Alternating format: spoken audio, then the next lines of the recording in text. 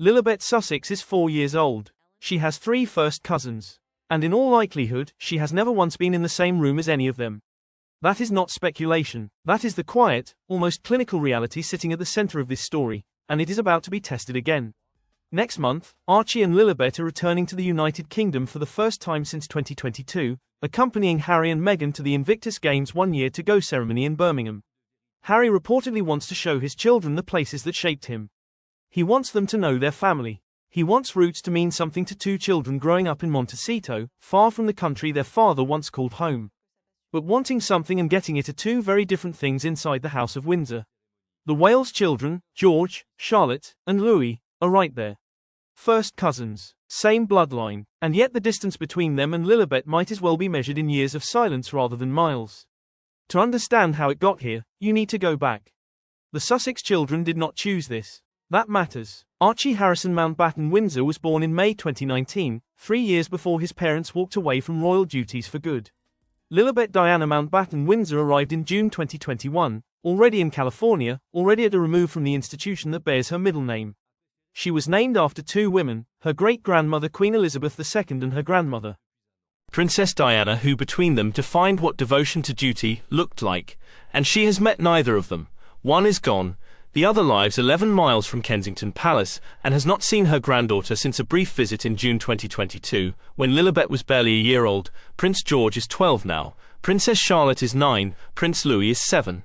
They are growing up in the full machinery of the monarchy, school runs, public appearances, learning how to stand still and smile at the right moment. Their uncle Harry was once one of the most beloved figures in that same world. Their father William and Harry were close enough for long enough that the distance between them now is not just personal, it is architectural. It has been built brick by brick through Oprah interviews and Netflix documentaries and a memoir called Spare that left very little unsaid. William and Harry have not had a meaningful private conversation in years. The last confirmed contact between them was at Queen Elizabeth's funeral in September 2022, a moment of grief that produced no reconciliation, only photographs. Since then, public statements have been measured, formal, occasionally pointed. The warmth, if any survives, is buried under layers of institutional damage control and personal grievance. Meghan and Catherine have their own separate silence. It is harder to read, and perhaps more final, and caught in all of it, on opposite sides of an Atlantic that feels wider than geography, are 5 children who share grandparents, great-grandparents, bloodline, history, and almost nothing else. That is the landscape as it stood going into 2025. Frozen, politely catastrophic. But Birmingham is coming, and something about the proximity of it, the ceremony, the cameras, the unavoidable question of whether 2 sets of cousins will finally be in the same country at the same time, is beginning to shift the atmosphere inside the palace.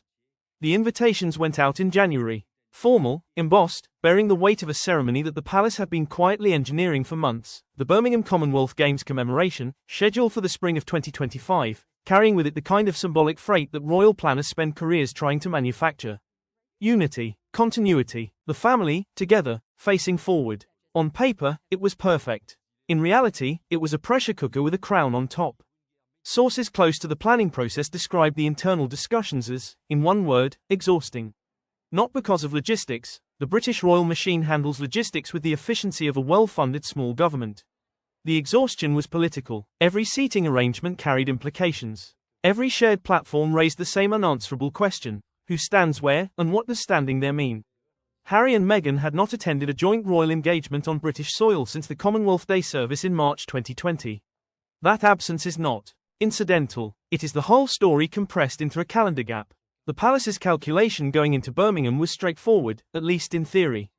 Keep the event large enough that proximity doesn't force conversation. Keep the schedule tight enough that there are no unscripted moments. Give the cameras something to point at that isn't the space between William and Harry. It was, by every measure, a damage limitation exercise dressed as a celebration. What complicated it was Prince George. In February 2025, Kensington Palace confirmed what had been rumoured for several months, that George, now 11, would attend the Birmingham event in an official capacity for the first time. Not as background, not as a child brought along for optics. As a participant, introduced formally, acknowledged publicly as the future of the institution. It was a deliberate statement of generational transfer, the palace signalling that the next chapter was already beginning. William and Catherine had timed it carefully, perhaps too carefully, because on the other side of that Atlantic, Archie Harrison Mountbatten Windsor turned 6 in May. And Lilibet Diana turned 4 in June. And neither child has ever attended a royal engagement in the United Kingdom. Neither child has ever met the British public in any formal sense. The contrast, once George's Birmingham appearance was confirmed, became impossible to ignore. Two sets of cousins, one bloodline, entirely different trajectories set in motion not by accident but by choices, some forced, some chosen, most somewhere in the painful middle ground between the two.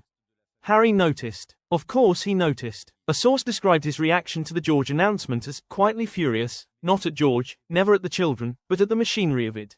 The deliberate staging of succession imagery at a moment when his own children remain, in his view, deliberately excluded from the protection and recognition that comes with being part of that succession. The title dispute, which had never been fully resolved despite the legal settlements that followed the 2023 Security Review Tribunal, resurfaced in private communications. His lawyers sent correspondence to the palace in late February. The palace's lawyers responded. Nothing was resolved. What was resolved, or appeared to be, was the question of attendance. Harry and Meghan confirmed in March that they would not be present in Birmingham. The statement was brief, diplomatic, citing prior commitments in California and the children's school schedules. Nobody who read it believed the school schedules. The real reason was obvious to anyone paying attention. Not hostility exactly, but a recognition that the event had been structured in a way that made their presence either invisible or disruptive, and neither option was acceptable. William's office released no public response. Privately, according to two separate sources with knowledge of the conversations, he was relieved. That word, relieved, is both entirely understandable and quietly devastating. And then came the detail that reframed everything. In April, a report emerged from a source described only as familiar with both households, not a tabloid plant, but someone whose access to both the Sussex and Wales circles had been quietly verified by two separate journalists working independently. The report stated that in late 2024, Harry had reached out to William directly. Not through lawyers, not through intermediaries, through a personal message, the content of which was not fully disclosed, but which was described as an attempt to open a direct conversation about the children. Specifically about whether Archie and Lilibet might attend Birmingham separately, informally, outside the official program, as a private family moment rather than a public one.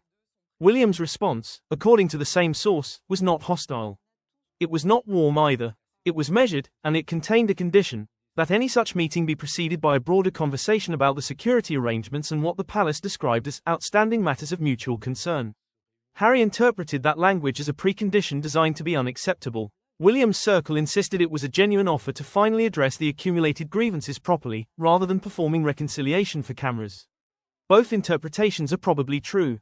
That is what makes it so irreducibly sad. The conversation stalled. The meeting didn't happen. Birmingham proceeded on schedule without the Sussexes, and the cameras found George standing beside his father with the careful composure of a child who has been quietly prepared for exactly this kind of moment.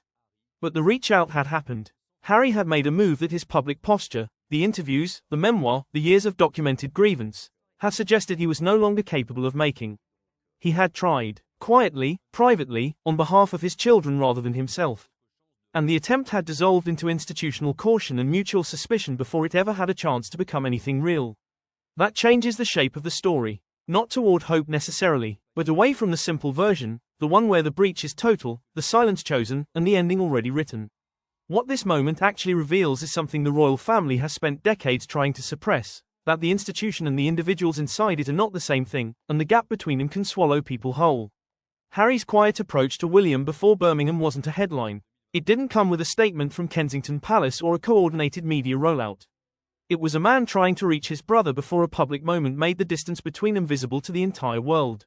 That's not the behavior of someone who has written off the relationship.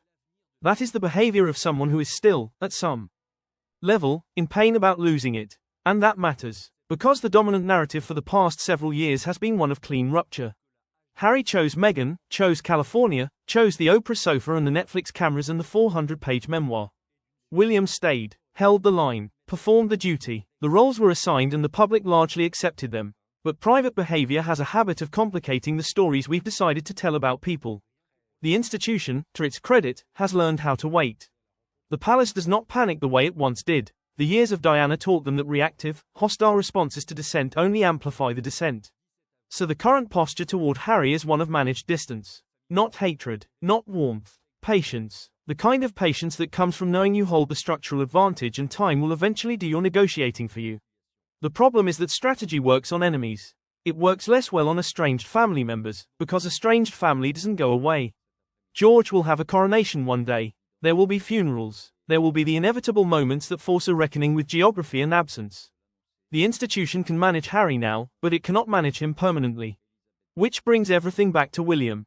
Because the decision about whether this estrangement becomes permanent is ultimately his to make, not the palace's. Courtiers can counsel, communications teams can manage optics, but the actual emotional architecture of the relationship lives with William. He is the one who would have to decide that the private hurt, whatever it is, because we still don't fully know it, is worth setting aside in the interest of something larger. That is an enormous thing to ask of anyone. It's even more enormous when it has to be done in front of the entire world. What we're watching is not simply a family dispute scaled up by fame and title. It's a stress test of whether modern monarchy can accommodate complexity, whether it can hold a fractured relationship without forcing it into either full reconciliation or complete erasure. So far the institution has chosen erasure as the tidier option, but Harry's Birmingham outreach suggests the fracture is not as settled as it looks from the outside. There are still live wires in that relationship.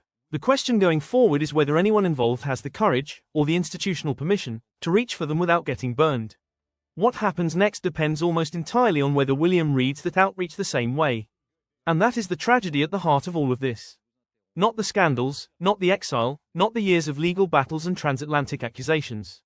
The real tragedy is two brothers who were once photographed walking behind their mother's coffin, side by side, holding the weight of an entire nation's grief together, and who now cannot find a way to be in the same room without the whole world treating it as a diplomatic incident. William has the crown coming. Harry has built a life specifically designed to exist without one. Those two realities are not obviously compatible. But incompatibility is not the same as impossibility, and the people inside that institution who keep insisting it is are not protecting the monarchy.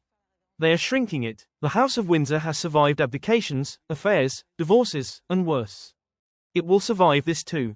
The only question is what shape it survives in. A version of the monarchy that can only function by cutting away anyone who asks difficult questions is not a stronger institution. It is a more fragile one, held together by silence rather than substance. Harry asking Birmingham schoolchildren about their ambitions is not a political act. But it landed like one. That tells you everything about how tightly wound this situation still is, how little it would take for something to shift, or to snap. The next move belongs to William. It almost always does now. And whatever he decides, or decides not to decide, that choice will define not just his relationship with his brother but the kind of king he intends to be. If you want to keep following stories like this one, the real dynamics behind the public image, the moments that actually matter, subscribing here means you won't miss them. We're going deep on another major royal flashpoint next, and it's one that has been misread almost everywhere. You'll want to be here for that.